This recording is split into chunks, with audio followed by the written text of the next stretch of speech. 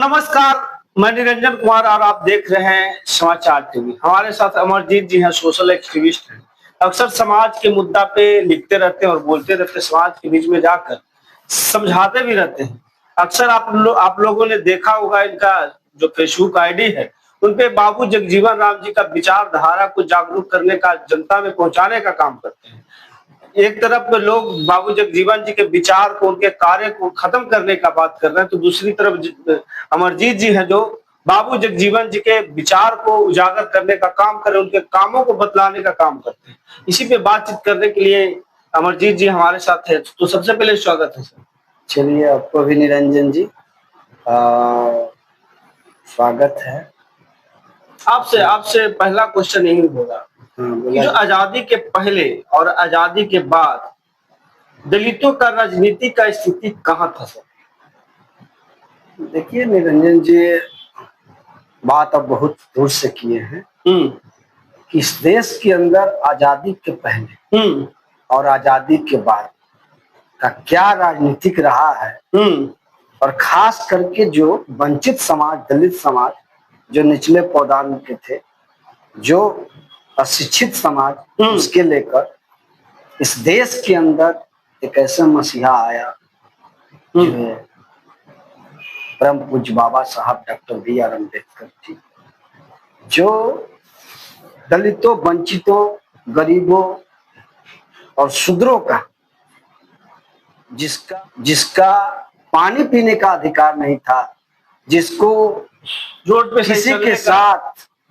किसी के साथ बैठने का अधिकार नहीं था, वैसे व्यक्ति जो दलितों को स्थिति को सुधारा और इस देश के मसीहा बना, रहनुमा बना और सबकी आशा, उम्मीद और सबका नया जीवन में उजाला किया, वैसे देश के महान नेता परम पूज्य आदरणीय परम पूज्य बाबा साहब डॉक्टर बी.आर. अम्बेडकर। तो आपने क्वेश्चन किया है कि आजादी के पहले की राजनीति और आजादी के बाद की राजनीति, ठीक है। तो मैं बताना चाहता हूं कि बाबा साहब डॉक्टर बी.आर. अम्बेडकर साहब ने जो वोट का अधिकार दिया है संविधान में, जो संविधान में, इंडियन कॉन्स्टिट्यूशनल में जो बाबा साहब ने वोट का अधिकार दिया है, जो संविधान में बाबा साहब ने सारे वर्गों के लिए जिस तरह से उन्होंने प्रावधान किया है, तो इसको आपको बहुत बारीकी से लोगों के बीच में समझना होगा और जानना होगा। रंजन जी, मैं बताना चाहता हूं कि बाबा साहब ने जिस तरह से लड़ाई लड़कर उन्होंने समतामूलक समाज बनाने की बात कहा, लोगों के बीच में जो भेदभाव, नफरत थी, जो छुआछूत की भावना थी, उसको खत्म करने का बात है।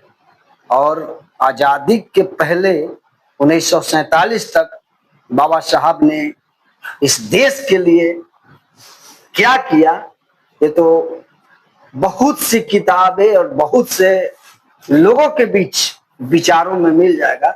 इस देश के गरीबों का, खास करके दलित, वंचित, शोषित और सबका मसीहा बन के आए और संविधान में एक ऐसा बनाया जो सबका बराबर को अधिकार दिए, वैसे महान समानता का अधिकार लाया, बराबर का अधिकार दिए, वो बाबा साहब डॉक्टर बी.आर. अम्बेडकर।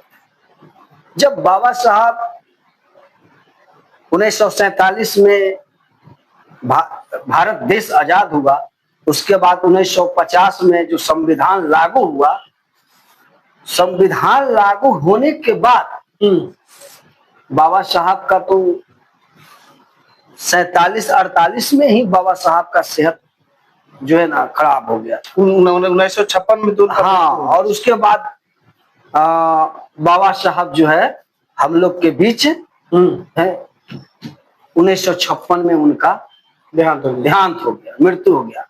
तो हम लोग का बाबा साहब का ऋणी है, उनका अनुयायी है, और बाबा साहब ने जो इस देश के लिए किया, जो गरीबों के लिए किया, वो भगवान से कम नहीं, उनसे ज्यादा है। इसलिए देश में अगर देश के नहीं पूरे विश्व के सबसे बड़ा महान नेता या इस देश का सबसे बड़ा मसीहा व्यक्ति अगर कहा जाए तो परम पूज्य बाबा साहब अम्बेडकर थे।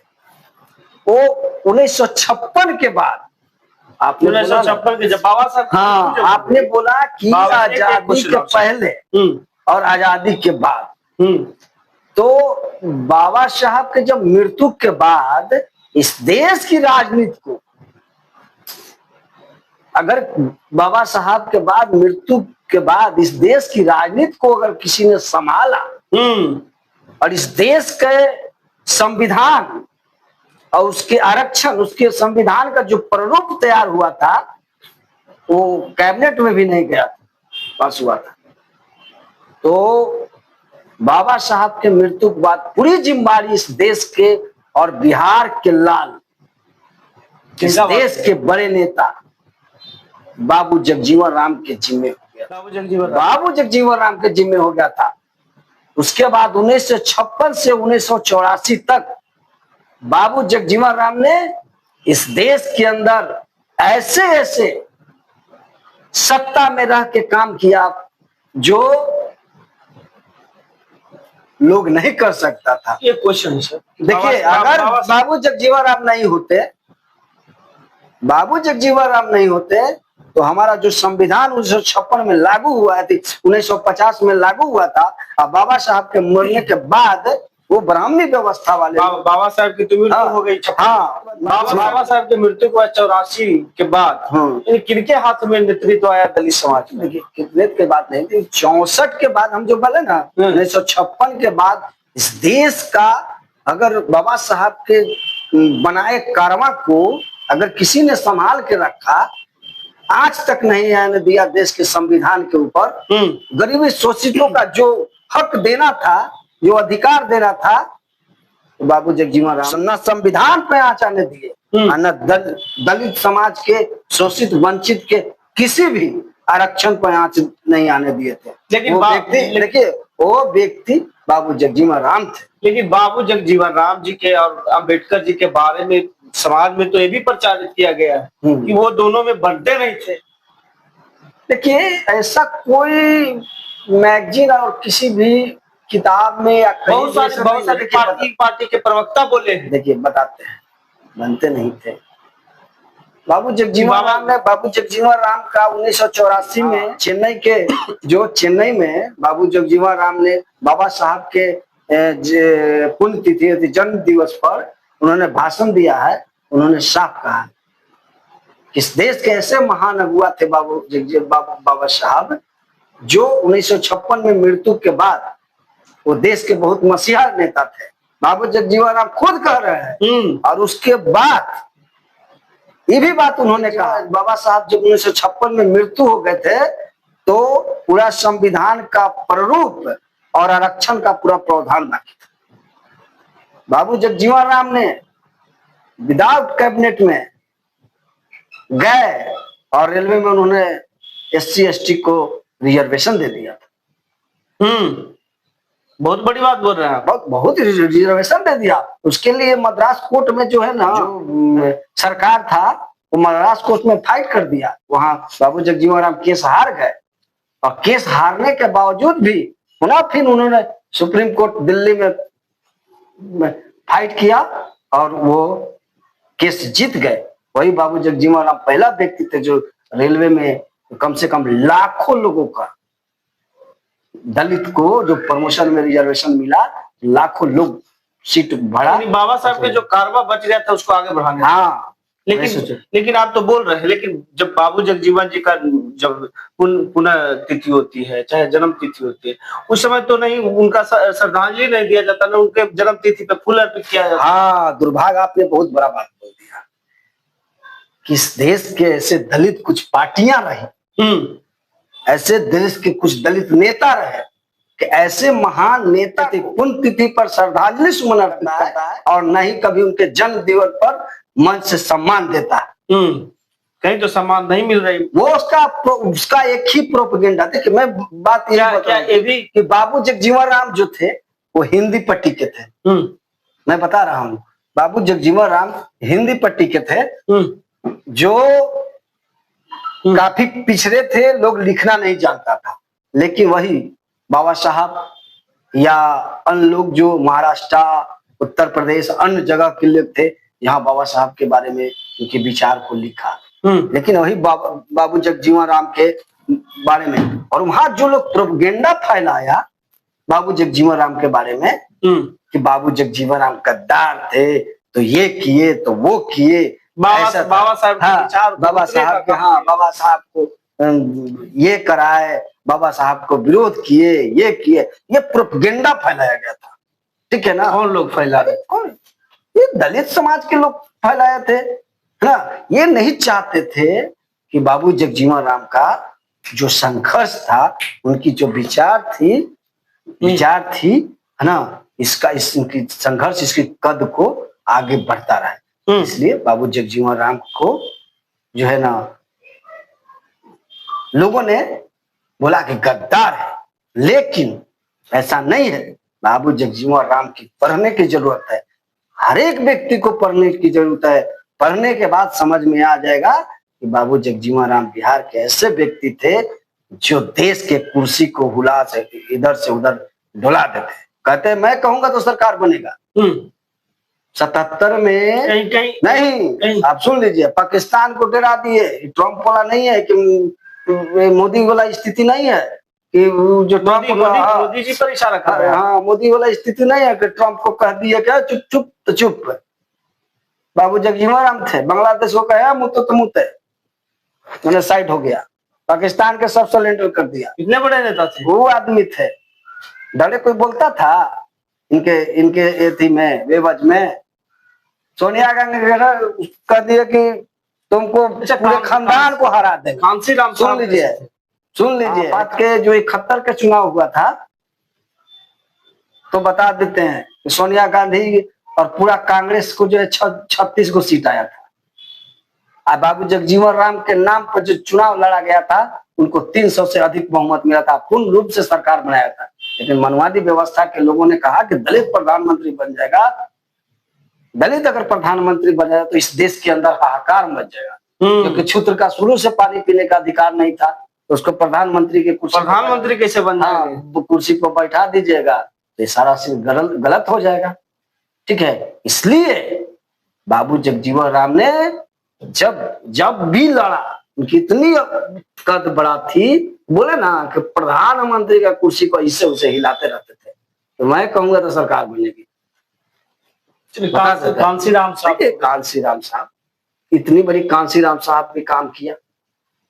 अगर कांसी राम साहब ने तो देखिए कि चमचा युग लिखे, 56 के बाद जितने लोग आजादी के पहले किनके ऊपर लिखे थे, जो भी लिखे, देखिए कांसी राम साहब का सवाल नहीं उठा सकते हैं कि वो बहुत बड़े नेता। हम मेरा कर्ज जो बिहार के लोगों के, बिहार के बड़े नेता को, बिहार के जो इस देश के लिए इतनी बड़ी कुर्बानियां दी, इतनी बड़ी काम किया, उस व्यक्ति के संघर्ष को अगर कोई मिटाता है, उसको कोई गलत प्रोपेगेंडा फैलाता है, तो ये बिहार के लोगों को बर्दाश्त नहीं हो सकता। इतने बड़े आप बोल रहे हैं, कांसी राम साहब को भी बड़े बोले, बाबू जगजीवन जी को भी बड़े, लेकिन आज तक उनका सम्मान क्यों न किया गया भारत? हाँ, अब यही बात तो आपको उन लोगों से पूछना है जिन्हें बाबू जगजीवन राम के ऊपर प्रोपेगेंडा फैलाया था कि ये गद्दार है। उनसे पूछना चाहिए था कि आप भारत रत्न तो दिलवा देते, न कांसी राम साहब को मिला, कांसी राम साहब को मिला, नहीं बाबू जगजीवन राम जी को मिला।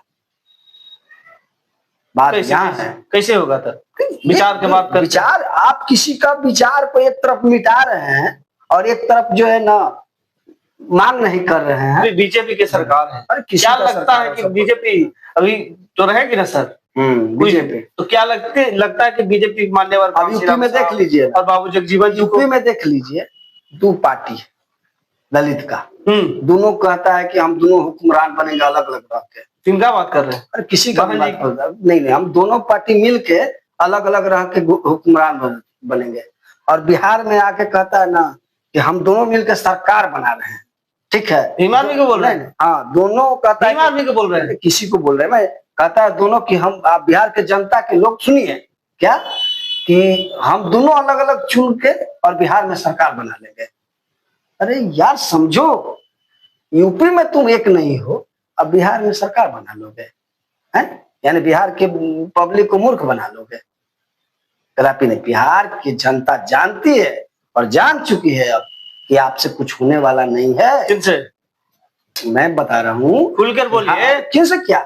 जब तक आप दोनों एक बहन जी जगह से और चंद्रशेखर जी से। हाँ, मैं तो चैलेंज करता हूँ कि जब तक आप दोनों एक जगह नहीं होगे, दलित को स्थिति अब तो और हुक्मरान बनने का सपना छोड़ दो। तब तो बना ही ना दिए कांग्रेस वाले राजेश राम जी को। के कांग्रेस के लोग बनाए ना प्रदेश अध्यक्ष राजेश राम। तो राजेश राम को कैसे देखते हैं आप? देखिए, वो हमने ये बताइए। राजेश राम जी, बाबू जगजीवन राम जी उसी पार्टी से थे। हाँ, दूसरे अब बने हैं राजेश राम जी।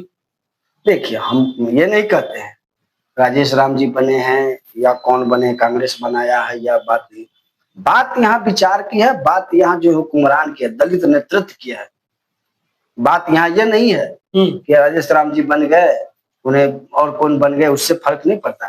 फर्क ये पड़ता है दलित नेतृत्व की।